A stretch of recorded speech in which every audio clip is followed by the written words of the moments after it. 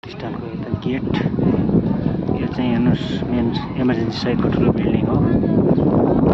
ठुलो माथि कर्णाली स्वास्थ्य विज्ञान प्रतिष्ठान नै जुम्लामा रहेको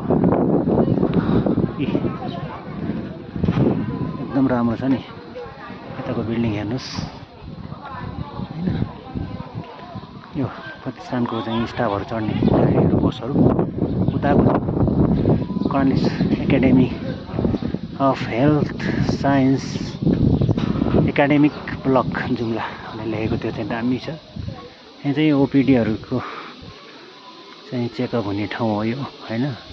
त्यहाँ नाम दर्ता गर्ने ठाउँ त्यहाँ छ। त्यो बिल्डिङ दामी छ गाइस, म तपाईहरुलाई पुरै देखाउँछु। यो बिल्डिङ भोपाल छ हैन। अनि आज चाहिँ 2083 साल असार 18 गते म चाहिँ मेरो चेकअपको लागि आएको थिएँ। यही मौकामा म तपाईहरुलाई यसो देखाउँदैछु हाम्रो जुम्लाको कर्णाली स्वास्थ्य विज्ञान प्रतिष्ठानको उताको भवन पनि यताबाट देखाउँछु। यहाँ कस्तो राम्रो छ, दामी टाइपको चाहिँ त्यो भवन यताबाट देखाउँछु। गएर देखाउँछु।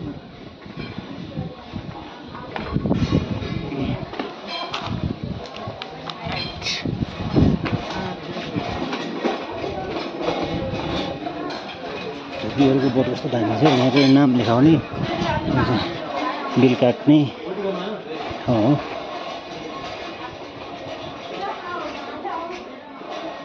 यहाँ अर्को भवन देखाउँछु मैले। अलिकति टाइम लाग्न सक्छ गाइस, यो भित्रको बाटोबाट हिँड्दैछु म। अर्को बाइपास हो यो। यतापट्टि पनि अर्को गेट छ एकाडेमिक ब्लकतिर। तपाईँलाई एकाडेमिक ब्लक पुस्तकालय पनि यहाँ रहेछ। एकाडेमिक ब्लक देखाउँछु ल गाइस, तपाईँहरूले हेर्न सक्नुहुन्छ। एकाडेमिक ब्लक दामी छ। उता त्यो स्वास्थ्य अस्पताल उतापट्टिको हो एकाडेमिक ब्लक। गाडीहरू छ चाहिँ जाना चाहिँ यसो गेम खेल्ने पनि बनाउँदै रहेछ, बनाउँदैछ।